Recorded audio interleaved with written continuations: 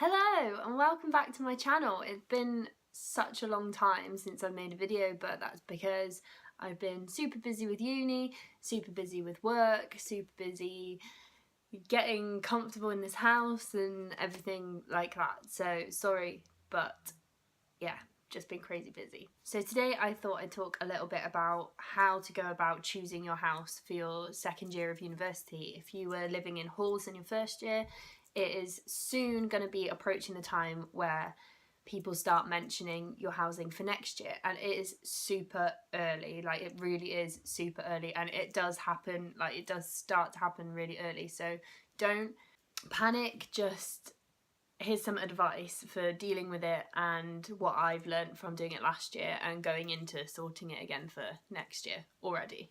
So my first piece of advice is that you will only have been living with who you're living with in halls for maybe a month, if not less, at this point.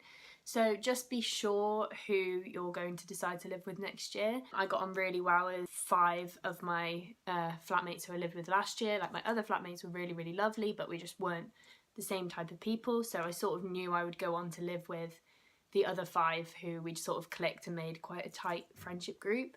We knew that we were going to live together this year, which has worked out really well because we still all get along. But just be sure, and if you're not sure, don't rush into anything, because you are committing to live with that person for, or those people, for the next year.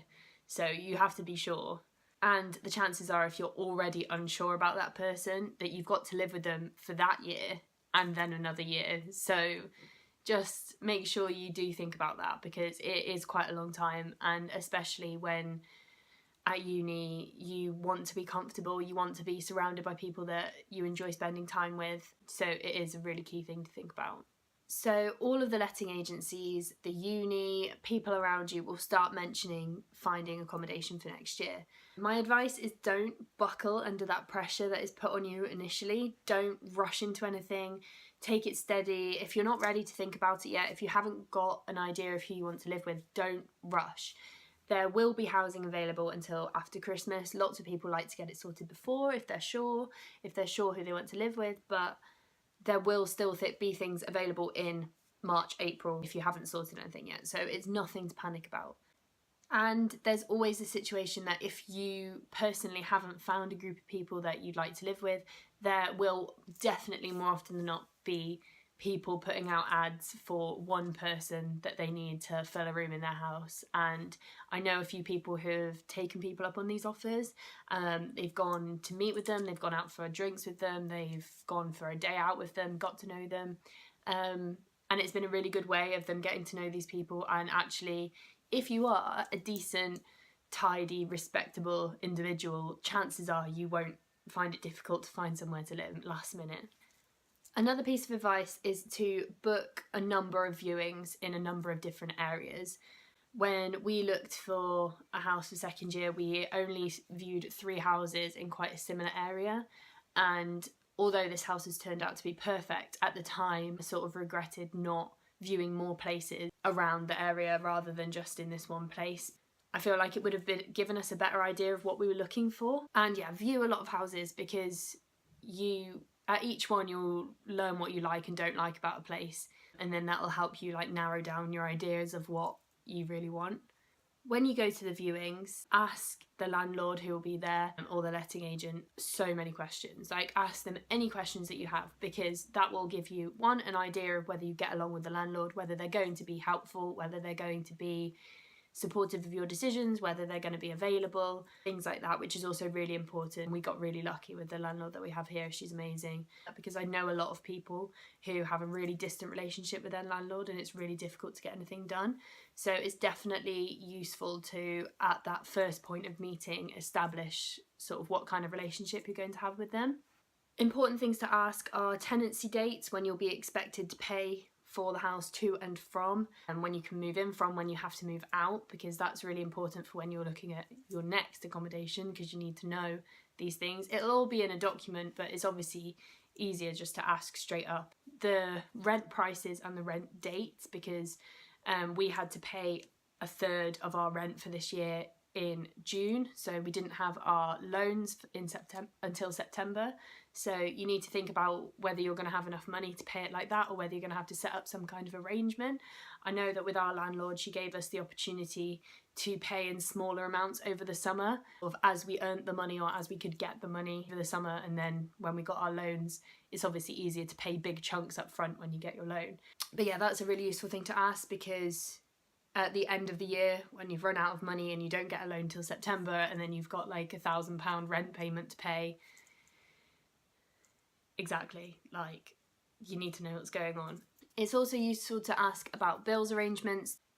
There are arrangements that the bills are included in the rent, so you'll pay £10 more a week than you would pay if you decided to sort the bills out yourself, which is fine.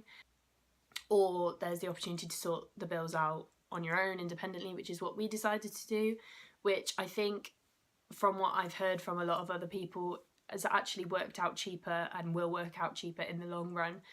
Even though it is quite stressful, because you have to find your own providers, you have to make sure everything's paid on time, you have to make sure everybody gives the money into, well, the way we're doing it is to have a joint account. Everyone pays into the joint account, and then all of the bills go out of that joint account. So that's just one idea. That's what we do. Seems to be working okay at the moment. It's good to establish like what's going to happen with that, and then under that window comes asking what providers you currently have and sort of who you'd be able to switch to if you found a better deal. I think it's also good to establish whether the landlord has any connections with the university that you're at. I know that our landlords work very closely with the uni and run with all of the initiatives that the uni have for like environmental things and making the household more environmentally friendly and things like that. So it also means that the uni know who they are, which is just quite reassuring in case anything went wrong. You know that they've got a strong connection with the uni, so they're not just some random people that we're never going to be able to find again if something went wrong. Another thing to ask is about the security of the house. We have a burglar alarm, which is really useful, and it's just sort of like another level of security. We have double glazed windows on all the windows, especially the downstairs windows, because especially in Freshers Week, a lot of houses were broken into, and that's because they had their window smashed and then they got in, which can't happen with our house very easily. Not as easily as it happened with those houses anyway. So that's another thing to consider, is like what kind of level of security the house will have. Another piece of advice is to ask the current tenants if they're around. Just speak to them about, like, there's some things that we sort of wish we'd known about this house before we moved in, such as the fact that the walls are so thin. Like, you can literally hear everything in every room from every other room in the house. So I wish we'd known that before we moved in. About the quality of the appliances and things like that, I know that we found out that they recently had a new oven put in. Theirs broke, the landlord came around, sorted it out within like 3 days or something, which is really good. So asking questions like that, just how it's been for them living here, why they're moving out, is another very good question to ask. Luckily for us, it was just because 6 very tall boys lived here and it just wasn't quite big enough for them, but that's the reason they were moving out, which is also reassuring. So yeah, just speak to the tenants, speak to them about what it's like to live here, what the area is like to live here, because you do get a better idea of it from the tenants, and they were in your exact position a year ago or 2 years ago if they've been living there for 2 years. So they'll obviously be happy to help you, because we're all in the same boat really. And then finally, a few things to take into consideration are parking if you have cars, or if you're going to have visitors who have cars, your parents or boyfriends, girlfriends, whatever, come to visit for the weekend or things like that. Where are they going to park? Is there available parking? Is there a car park near? Things like that. The location of the house. We are in a perfect place to go to the shops, to the supermarkets. We've got Boots, we've got pubs, restaurants, takeaways, literally 10 seconds from our door. So we are literally in one of the most ideal places. And in terms of walking to uni, the main like centre of campus is about a 10-minute walk from where I live, which last year was about 20 minutes. So like that's another benefit. Just thinking about the routes that you're going to be walking to everything. Is it going to be ideal for you? Can you walk it? Is it easily accessible by bus? If not, things that you wouldn't necessarily think of because all you're thinking about is your room and whether you like the house, is just you sort of learn all the rest of it after you've moved in. So I just think it's really useful to consider it before you move in. And 2 last things, which are quite not that really that important, but things you might want to consider, is the furniture that's already in the house.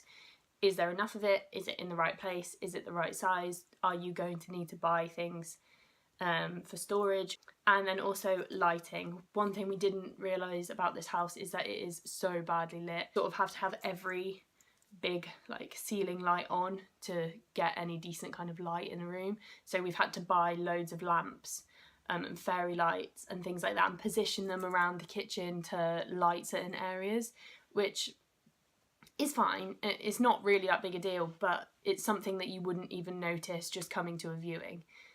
So that's another thing to think about. So yeah, that's my advice for picking a house for your second year of uni. But I think the baseline message that I'm trying to give is don't panic, don't rush. Take your time to view as many places as you want and try and figure out what you want and make sure that you get everything that you want in the agreement, because it will make the rest of the year so much easier. That's the end of this video, and hopefully if I can find some time to meet up with Natalie, we should be making a video soon, so that should be coming. So yeah, I hope you enjoyed this video, I hope you found it useful, and I will see you again with another one.